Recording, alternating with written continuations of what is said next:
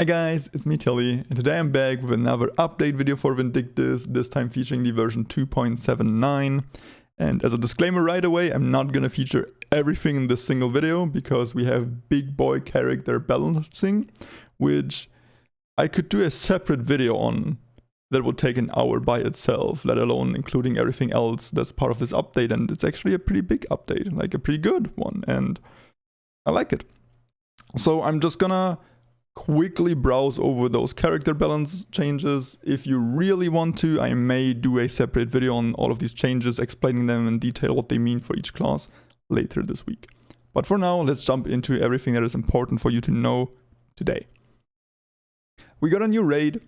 They just do basic stuff right here where they explain he was added. It's the basic fatigue cost. There's 2 new scrolls. One that's called Irritate, which will replace our Wish and Chance scroll as a accessory suffix, and Dignified, which will replace our current chest armor's prefix, which is Infinite. Anyway, the next one is gonna be for Tessa's Friendship. A new stage was added, so go ahead and level that one up if you want her dance emote or use the character friendship skill later down the road. The third point is, as I said, the character adjustments. The first part I'm gonna explain because it's about the AP cost for old characters like Lan, Fiona, Evie, Karok, Kai, Vela. Okay, those. So if you played those characters and also like newer characters, you'd come to see that those take like double the AP to get their skills max. And especially as a new player or a new character, when leveling up skills still gives you so much power, it taking you twice as long to get there is really annoying. So I'm really happy they're doing this. Now I'll slowly browse through those changes right here. If there's a class that you're playing and you're really interested in, you can pause the video and just look through it. And I'll also link the notes down below in the description if you're interested.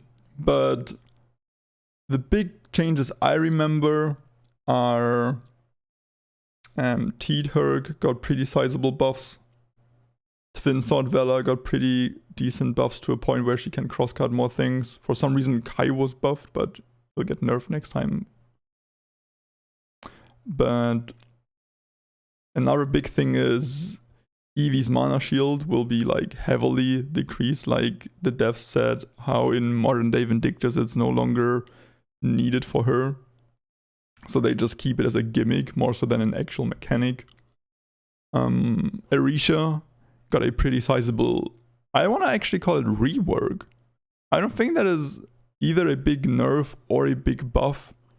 I think she lost a tiny bit of power over on the Korean server, but I still think she's gonna be super fun to play, or like even more fun to play, because as I said, it was more sort of a change than an actual direct intended buff or nerf. I like that actually. But yeah, as you can see, we are just browsing through it and there's too much for me to go into great detail right here. I'm really sorry to you guys.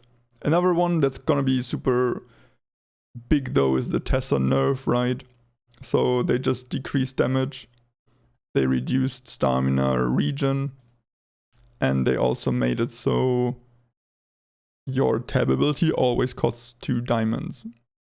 So you can't do the cheese where you left click tab when you have your buff active to basically stay invulnerable all the time. So that's, I think, even a good change. There's no new notifications, so you'll get spammed with even more stuff. Cool. The cutscene skip feature is now available even on your main character, so for new players that's gonna be cool. It's not the biggest time save compared to the control skip. It will save you a few minutes. More importantly though, you are now able to skip everything.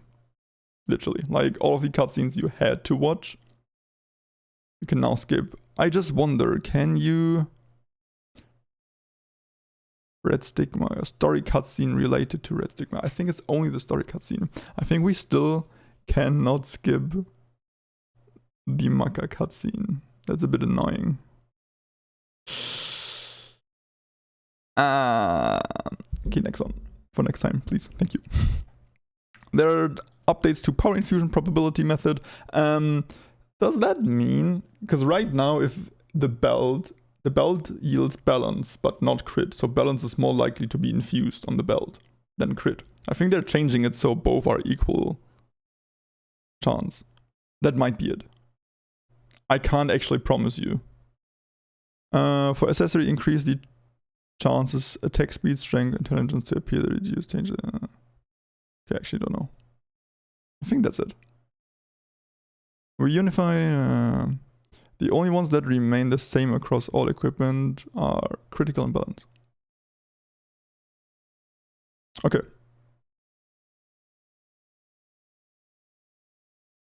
Anyway, the next one is pretty big. We get Direct X 11. I actually thought that's kind of tied to the 64-bit client. But this should maybe help some players to get a better performance. I'll myself test it out and hope for the best, obviously. As for fatigue, they finally made it so you don't have to use 26 fatigue for a single dungeon. And also the first 2 raids in Season 4, which had this mini dungeon prior to the boss fight, are now less expensive in fatigue. Cool. Fatigue was a mistake anyway. Prove me wrong or change my mind. Apart from that, I think there's not much more I need to cover here. I can read through it right now. More friends, okay. That's actually pretty cool, I guess. Bunch of bug fixes again, which are always, you know, appreciated. Okay, cool. Let's jump into the next one. Let's start with everyone's most favorite part of these updates is it's the gacha. Yeah, cool. It's actually one that I myself was hoping for, the Robed Dragon Knight. I think it looks really neat. We finally get another plate armor, and I like the cape on top of it and the horns. If anyone is willing to donate this one, like, hit me up. We get another rerun of another all curves. That's the second rerun, so I guess we are now starting the cycle all over again. It's a decent set, I just don't like it being all curves. I don't think we get a Destiny box though for it, sadly. I would love them to run a box where you can pick regular or all curves. But that's probably only gonna happen for new all curves, not for the already existing ones.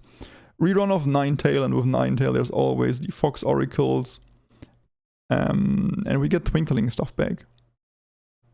So we had this happen earlier this year or last year, where they basically put armors into it. Or fusible armors. It's pretty crazy that it's actually, again, on top. I think there's a lot of decent stuff in this gacha. Even these sold for a bunch of money. So yeah, overall, it's a decent. I don't hate it. Yeah.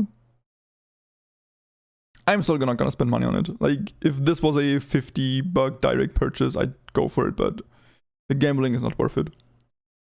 The next thing I want to talk about really quickly, because it's only gonna be for high spenders, appearance pre-slots, you can now buy them for NX, period. You can now have up to 200. If you need them, if you didn't get enough from the wardrobe skills, there you go. And the next one comes as a pretty big surprise to me. I don't know, maybe I didn't pay much attention to Korea. Maybe it happened for them, maybe it didn't, I actually don't know. But we'll get another, like one last level 100 Damascus Steel support event, where you basically get up to 6 steals every day for the next 2 weeks, starting today for 2 weeks. And the steals last until December. So what you could technically do is either get your Estero weapon right now to like as high as possible in preparation for the 110 update, or you could save these and use them on Estera armors that you get after the 110 update.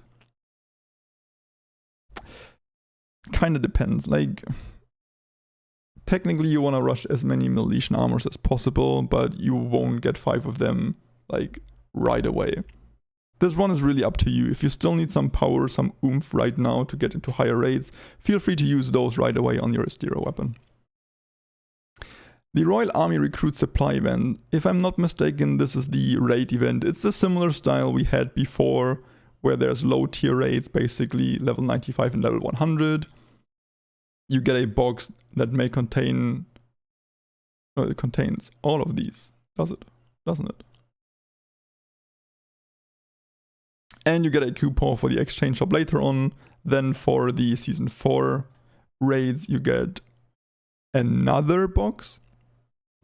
Both of these boxes can be obtained 20 times per week, so you need to do 40 battles per week. That's actually a pretty big amount. And yeah, right here you have a chance to get Season 4 materials, which I actually pretty like, because you will need a bunch of those for the level 110 update. As for the exchange shop, a plus 13 rune for your level 105 armor. So that one is pretty cool, actually. I like that one. I may even use that one myself. It is restorative, meaning that it guarantees the 13, but afterwards you'll have to reforge again to try for 14. You can't just keep going. You get Mysterious Heart, Abyssal Shards, I like that all the time. Damascus Steel, also cool. And yeah, the event is cool, since it's in addition to the already pretty good summertime event.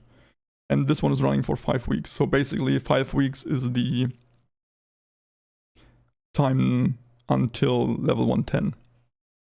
So pretty cool, I like this one. Can't hate, yeah.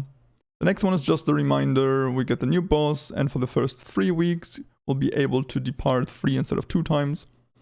And crystal check-in, so this one caught me off guard. It's been a hot minute since we got one of those. But you get 1 splashing crystal given on weekend to... Okay, so basically you need to log in 30 minutes and then you get a gacha, actually. Like one that you usually pay, what, €2 for? Or dollars? And there are pretty good rewards in there. If we just take a look at these sets, the elf set, the Blackwater set, Yukata, the Kitty Maiden, like you can get all of these. Given that not everyone will get one, like it's still gacha rates, it's still pretty low to get one, but there are other decent things to get. The Void Reaper as well, interesting. Bunch of runes. Face oil. Is there body oil as well? Oh. Anyway, this one is a pretty good one. Like, really surprising. It's been over a year? Almost 2 years since they did that? I don't even know. But thank you, next one, yeah, I guess. And then the last one, it's another level up event. Basically the way it works for level 95 battles. And the most important ones will obviously just be the raids and Red Moon dungeons. If you're still leveling up a character, all of these right here are dungeons you do during the story, but none of these you should grind for the event, I think. Like if you actively play, you should just do these on top. You get a coupon and you exchange it for a capsule that actually gets you EXP. You can't use it on your level 110 update to boost your main character, but you can use it right now to get characters to level 105, because 105 will be the new requirement for Vanguard, yes. Apart from that, the other rewards are okay-ish, nothing to write home about. It's just VIP, not VVIP.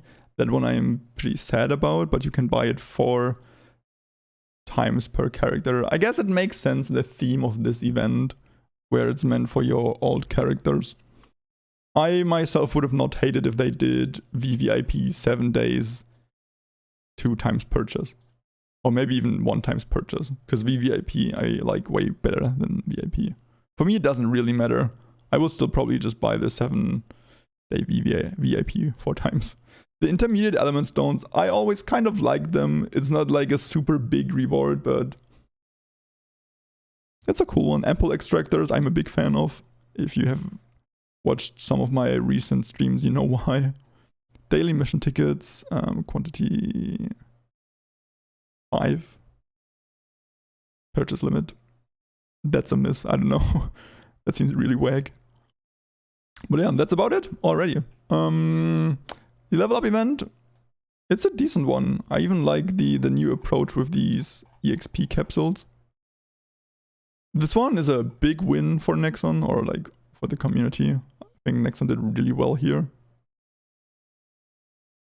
This one obviously is a whatever. The raid event I like. It's good. The steel one,